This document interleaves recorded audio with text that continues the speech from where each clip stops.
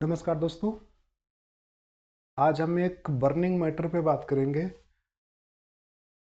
अभी social media पे अगर आप ट्विटर पे बाकी जगह पे आप एक्टिव हैं, लिंक्डइन पे, तो आपको एक मैसेज देख रहे होंगे। बहुत लोग पोस्ट कर रहे हैं प्राइवेसी डिस्क्लोजर का, कि हमारी प्राइवेसी डिस्क्लोज हो गई। रिगार्डिंग क्या है कि अभी जब एक नया वाला इनकम टैक्स बिल आया हुआ है, इनकम टैक्स बिल 2025, तो उसमें एक प्रोविज़न कंटेन किया गया जिसमें चीज़ें कहा गया कि अगर इनकम टैक्स डिपार्टमेंट को, गवर्नमेंट ऑफ इंडिया को, अगर ऐसा लगता है कि आपके सोशल मीडिया पे जो आपका डिजिटल प्रेजेंस है उसमें कुछ कॉन्फिडेंशियल इन्फॉर्मेशन उनको मिल सकती है जो आपने वहाँ पे स्टोर कर रखा है किसी भी मीडियम में, लाइक अपने फ़ोटो में, पीडीएफ में, वर्ड में, किसी भी फाइल में आपने रख रखा है, तो वो उसको एक्सेस कर सकते हैं। उसके उसको एक्सेस करने का उनके पास पावर होगी।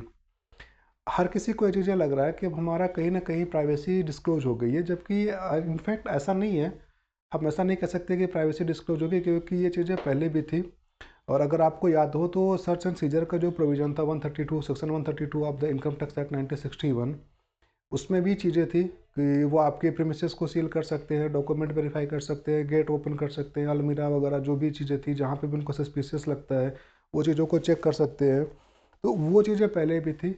सेम प्रोविजंस को मॉडिफिकेशंस के साथ में जो अभी नया वाला इनकम टैक्स बिल आया, इनकम टैक्स बिल 2025, उसमें सेक्शन 247 बनाया गया है। सेक्शन 247 में क्या चीज़ें किया उन्होंने कि एक वर्ड यूज किया हुआ है, virtual digital space. Virtual digital space में क्या चीज़ है कि जो भी आपके वर्चुअली जितने भी आपने स्टोरेज पे, जैसे गूगल ड्राइव हो गया, आईफोन ड्राइव हो गया, आईओएस क्लाउड हो गया, या जो भी चीज़ें आपके पास वहाँ पे स्टोरेज है, तो उसको एक्सेस ले सकते हैं। अगर आपको याद हो तो रिसेंटली अभी दिल्ली सीएम का मैटर हुआ था जिसमें उनका आईफोन अनलॉक नहीं हो पा रहा था, तो एक अलग मैटर है। बट अगर हम अभी प्रोविजंस के हिसाब से मैं देखता हूँ तो जो वर्चुअल स्पेस की अगर उन्होंने बात की है, वर्चुअल डिजिटल स्पेस की बात किया है जो, तो वो तो एक तो हमारे सेक्शन में मेंशन किया गया 247 में। उसके बाद सेक्शन 253 में भी बात करी गई है जहाँ पे पावर ऑफ सर्वे है। ये 253 ऑफ इनकम टैक्स बिल 2025 का है, 1961 की नहीं है ये। जो नया वाला इनकम टैक्स आया उसके लिए है। और उसी में एक हमारा क्लॉज बना है इंटरप्रिटेशन का, सेक्शन 261। 261 में क्या है कि ये वर्चुअल डिजिटल स्पेस क्या है उसको उन्होंने डिफाइन किया हुआ है। और उसमें जो पॉइंट्स इंक्लूड किए हैं वो पॉइंट्स ये हैं कि ईमेल सर्वर। ईमेल सर्वर क्या होता है बेसिकली, जैसे हम लोग गूगल का यूज करते हैं, याहू या बाकी और भी यूज करते हैं, तो उसके जो हमारे ईमेल्स वगैरह जितने भी स्टोरेज आपको मिलते हैं, अगर आपको याद हो तो गूगल में आपको मिलती है 15 GB की। ऐसे ही आपकी हर किसी का अपना अपना होता है, फ्री ऑफ कॉस्ट मिलती है वो। तो जो वो 15 GB है बेसिकली वो आपका स्टोरेज है, वो आपका ईमेल सर्वर है। तो उन्होंने आपके ईमेल सर्वर चेक कर सकते हैं, सोशल मीडिया अकाउंट चेक कर सकते हैं। सोशल मीडिया अकाउंट्स में आपके सारे आ जाएंगे, ट्विटर, इंस्टाग्राम, फेसबुक, लिंक्डइन, और बाकी जो भी होती है स्नैपचैट वगैरह जो भी होती है, जितने भी आज के टाइम पे अवेलेबल है, इंक्लूडिंग टिंडर ऑल्सो, वो भी हमारा एक सोशल मीडिया अकाउंट है। तो आप उसको भी वेरीफाई कर सकते हैं वो।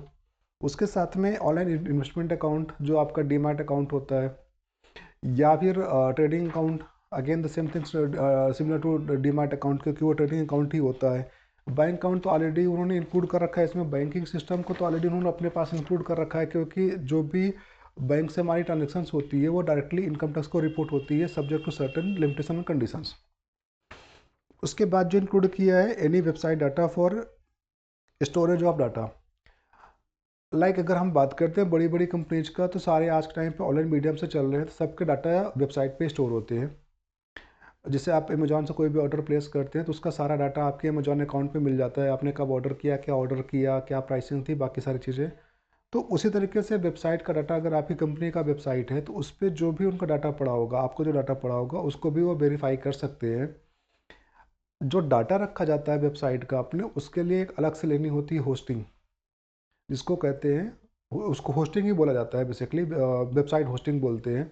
वो भी डिफरेंट डिफरेंट कैटेगरी का होता है, लाइक डेडिकेटेड होस्टिंग है, वो स्पेशली आपके लिए रहेगा। फिर शेयर होस्टिंग होती है, लाइनेक्स होस्टिंग हो गया, विंडो विंडो होस्टिंग हो गया, वो डिफरेंट डिफरेंट काइंड के होते हैं, एज पर रिक्वायरमेंट होती है। उसके बाद उन्होंने इंक्लूड किया है remote server, cloud server. Remote server, cloud server क्या होता है कि फॉर एग्जांपल अगर मैं बात करता हूँ, आप टैली यूज करते हैं, जो अभी उन्होंने इंट्रोड्यूस किया हुआ है क्लाउड टैली के लिए।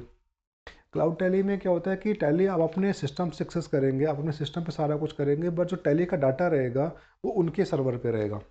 आप उस सर्वर को भी एक्सेस कर सकते हैं, आप डाटा वहाँ से कॉपी कर सकते हैं, बट वो आपके लोकल मशीन में नहीं रहेगा, वो उनके सर्वर में रहेगा। तो जब भी इनकम नए वाले इनकम टैक्स के बिल के हिसाब से अगर इनकम टैक्स डिपार्टमेंट को लगता है कि आपका क्लाउड पे सर्वर पे कोई भी डाटा पड़ा हुआ है जो उनको सस्पिशियस लगता है या फिर उनके यूजफुल के लिए होता है, उसको भी वो कर सकते हैं। डिजिटल प्लेटफॉर्म और भी कोई सिमिलर मीडियम्स जो उनके पास अवेलेबल है। तो बेसिकली क्या है कि हर किसी का ये चीज़ें कहना है कि हमारा जो प्राइवेसी